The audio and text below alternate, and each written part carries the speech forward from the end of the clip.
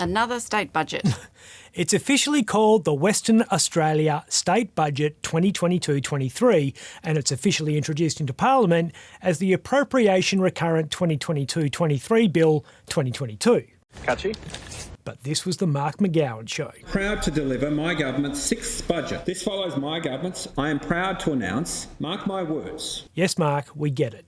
You're protecting us. You want me on that wall. You need me on that wall. Thousands of pages across 3 separate volumes and a great many charts comparing WA's economy with the rest of the country. May as well have been called the you Dominic Perrottet budget. So what's your verdict? It's a pretty solid document. He's done well, but he got ahead of himself a couple of times. It's in surplus and pays down Liberal and national debt, because that's what Labor governments do. Actually, they don't. It's usually quite the opposite. Western Australia has secured the soft landing our government set out to achieve. Soft landing? The soft landing Western Australians deserved. There have been 33,000 COVID cases in the past 2 days. Masks are coming back on. The ambulance service is warning of major delays for 000 callers, and hospitals are on code yellow. This isn't feeling soft. Yeah, the economy is performing well though. Absolutely it is. This growth has been underpinned by strong household spending. Because we were trapped and everyone had to go to Karrinyup instead of Coota. I need someone's opinion. Those are too tight. Those are way too tight. More than 1.46 million Western Australians are now employed. Just about anyone with even half a brain has got a well-paid job at the moment. Madam Speaker, our strong economy has again underpinned our strong financial management. And by our budget, our government, he means my government. It's another big surplus. Western Australia is expected to record an operating surplus of $5.7 billion in this financial year. Which, with suspicious convenience, is just shy of last year's $5.8 billion, which means McGowan has deprived the East Coast of the headline they wanted to reopen the GST debate. Net debt is expected to fall below $30 billion this financial year.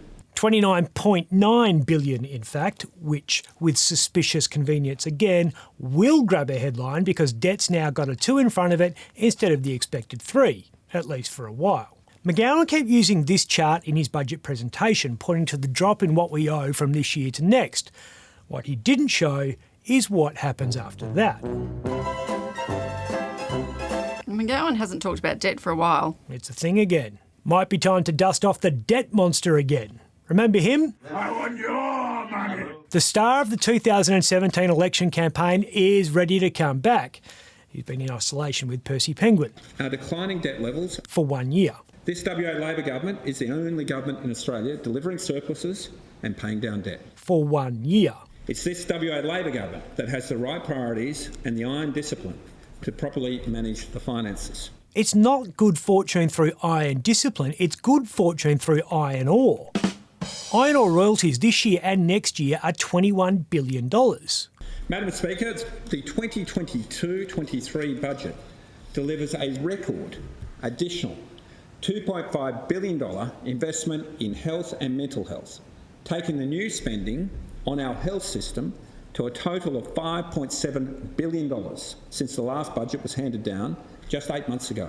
Which you needed to do because you screwed down the budget so badly when you first got into office. It's not surprising that there was a lot of talk about the health system, which is now being coordinated from one centralised unit. We've also committed $5.4 million to identify and design system-wide solutions to emergency care and plan for a state health operations centre to better coordinate emergency services.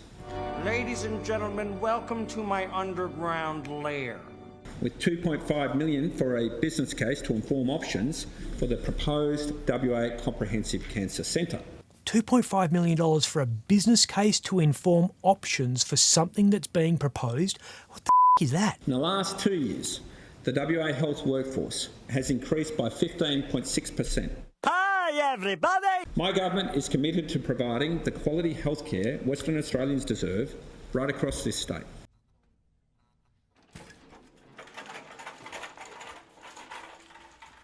Usual stuff about diversifying the economy, I guess? Attracting international students. $41.2 million package to accelerate WA's international education sector. Buongiorno.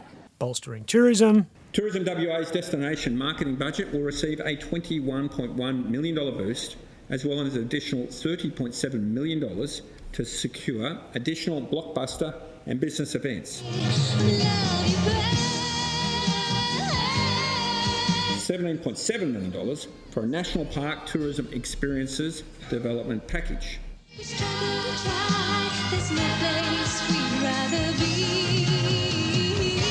Electric vehicles. Madam Speaker, just a few months ago, WA was separated from South Australia by a hard border. Soon, you'll be able to make the trip in an electric car.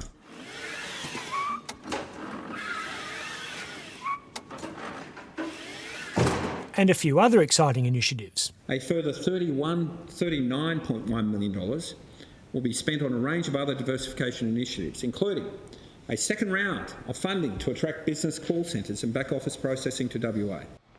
Ghostbusters, what do you want? Growing our fledgling space industry. But who needs to go to infinity and beyond when you can catch a train?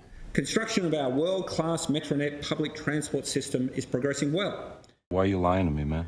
The government is going to solve the housing affordability crisis sparked by last year's building incentives by offering more building incentives. Land tax will be reduced by 50% for new build-to-rent projects. A density bonus will also be offered. A new Keystart loan product will be offered for medium and high-density residential units in Metronet precincts and priority urban infill areas. All of which means brickies will be charging $5 for a maxi instead of $3, and Nigel Satterley will have to buy his 15th Vintec wine fridge. The Premier was keen to promote his climate change credentials. Climate change will be one of our dramatic challenges in the years ahead. In order to guarantee our state's prosperity for future generations, we have to meet that challenge head on. Which the WA government is doing by encouraging the development of $30 billion worth of fossil fuel projects in the northwest, which will join a half a dozen other WA businesses which are massive emitters of carbon. But it sure does pay well. There's more money for lumberjacks out of work because of the ban on logging. To assist regional communities to transition to new industries when native forest logging ends in 2024. Which means more grow houses in Manjimup. And they're going to be cheaper to run. That every household in Western Australia will receive a $400 household electricity credit on their power bill. Mark McGowan should be proud of this budget. The WA economy is probably the best in the world, and it's important that we keep it strong because, as the Premier said, you never know what financial disaster is around the corner. In this budget, we deliver genuine cost of living relief. 3 free rats. Record investment in our public health system. Required after record underinvestment. Concrete action in addressing climate change. Which we cause. A substantial reduction in state debt. For 1 year. And targeted tax relief. Which will benefit our most at-risk citizens. Madam Speaker, I would now like to proceed with the formalities. Same here. Should. I'm Ben Harvey. For more Up Late, click the subscribe button below.